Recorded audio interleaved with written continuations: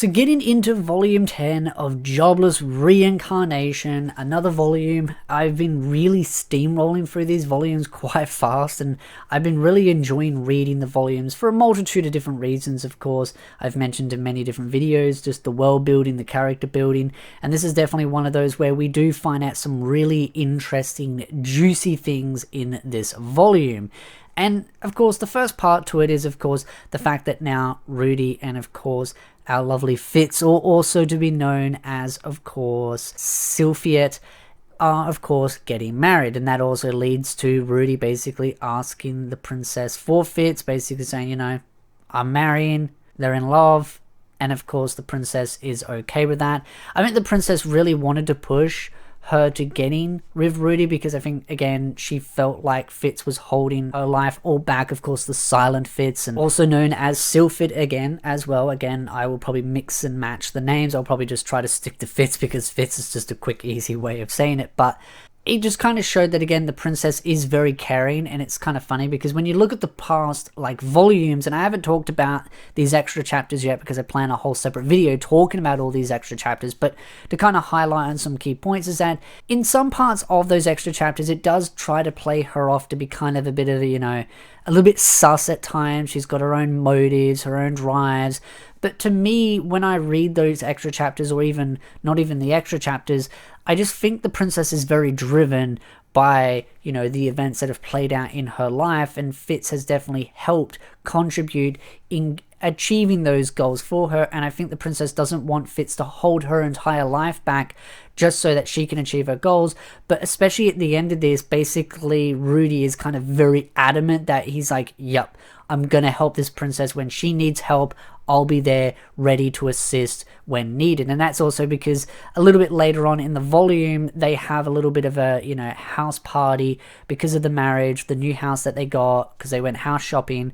And there's also, of course, the cursed house that they go into, find these moving dolls. But they end up having this big party, and Luke ends up having a duel with Rudy, and there's nothing malicious behind it. It's just Luke wants to test Rudy, and basically I feel like it's like a trial for Rudy, basically saying, are you ready to protect her?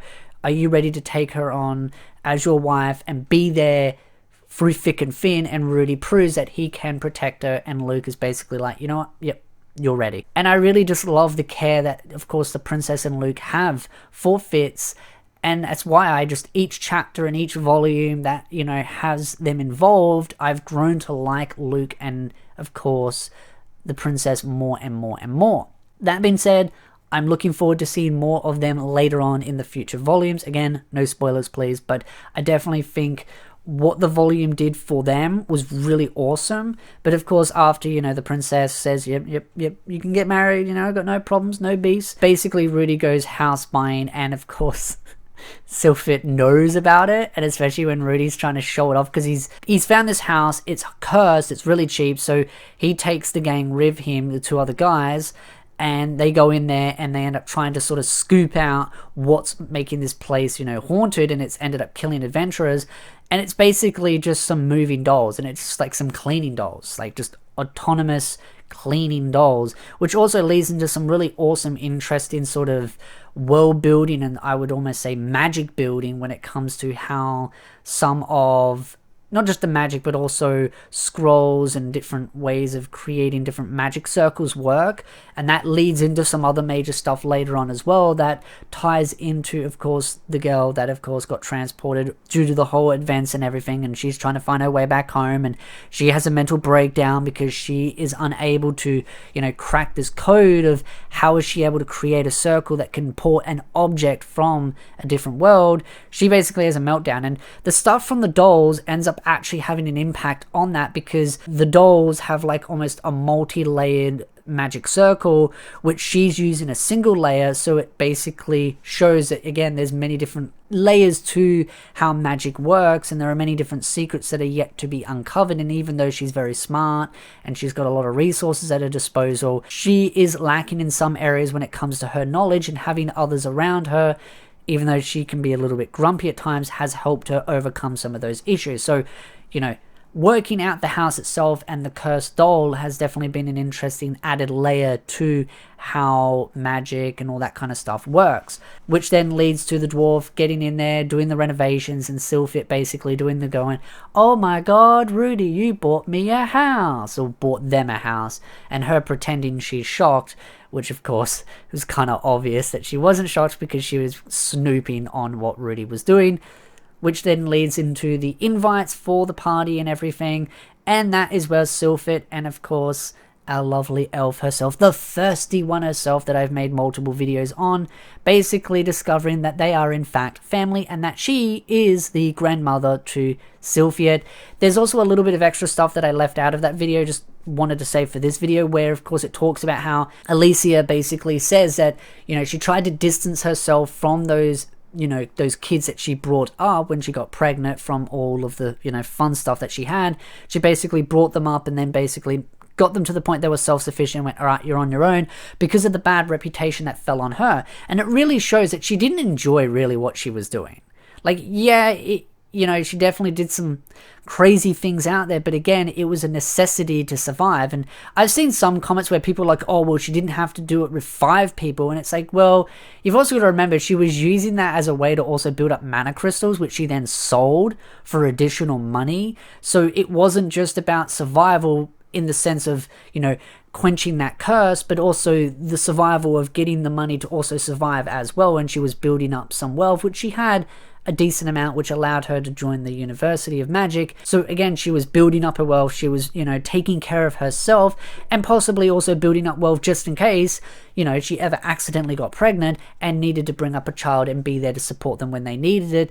So I feel like she was very smart in a lot of her decisions. Yes, I can understand some people being like, oh, but you know, she did with 5 people, but it's like, again, there are reasons behind it. She wasn't stupid, she was very calculated, but again, you can tell that as much as she tries to put on that mask of being like, oh, well, you know, I was probably going to be like that even if I had the curse, I don't think she really enjoyed it that much. I think she tried to put on a bit of a brave face because, again, if you know about some of the backstory that I've spoken about, there's some things that show that she wasn't that keen on it, and there were definitely some moments where it showed that, again, she can be loyal. And with Cliff, she's very loyal to Cliff, and Cliff is very understanding, and Cliff is very driven, and he's even more driven in this volume to find a way around the curse. And he's getting, you know, some hints from Rudy about, you know, objects, curses, transferring magical items, and kind of finding some different connections, and that kind of leads into some interesting, again, more magic building as well. Of course, you find out about, of course, her being the grandmother,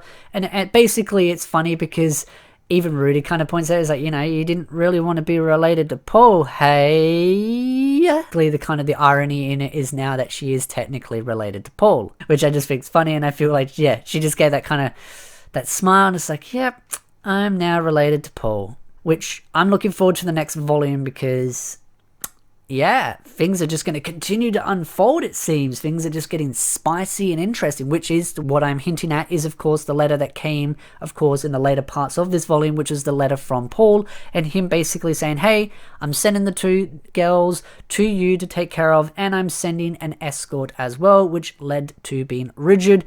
My boy, he's back, and then he's gone again.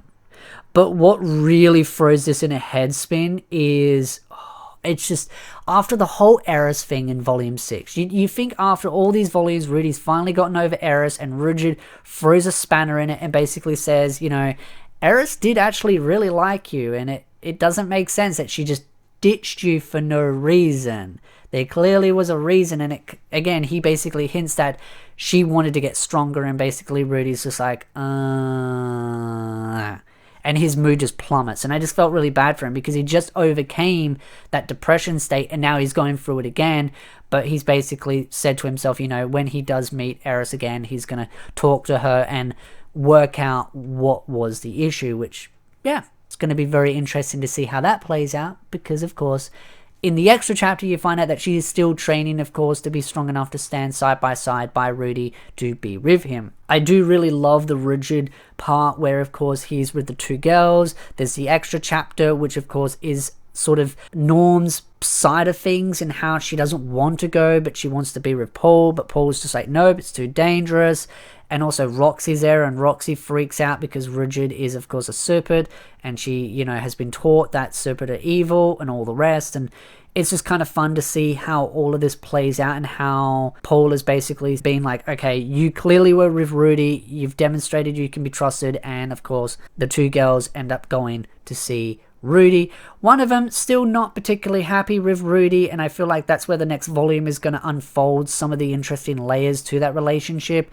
But at the same time, you've also got the other sister as well, and she's very much on board with being on Rudy's side, and she is very, very good with her words. She, as I said in my previous volumes, she's a smart cookie, a little bit too smart. I really love where this volume has gone. I do feel like there isn't as much to talk about compared to the other volumes, just because, again, it's more or less just kind of asking permission from the princess, house buying, renovations, the party itself, which is just, you know, heaps of fun fluff stuff, and then the letter is where things really start to get more spicy. But of course there is also the failed magic circle, which led to, of course, the girl from the alternative world that of course Rudy saved, her going into a downward spiral. But that pretty much got resolved, as I mentioned before, because of course you had the other two, the doll lover himself, and I mean, of course there's a moving doll, so of course he's going to be researching it, and then of course you've got our little genius himself, the lover boy Cliff. He also assists as well, and that's where she's able to overcome some of her depression and is able to summon a plastic bottle. Yes, a plastic bottle. That is the end of that magic circle fiasco, which it is a big deal because, again, it proves that she can summon objects from an alternative world into that world. But again, as Rudy said, you've got to be really careful because if you make it too big, well, you know, this could end up creating another one of those issues as well. But she's apparently put fail-safes in place to make sure that does not happen.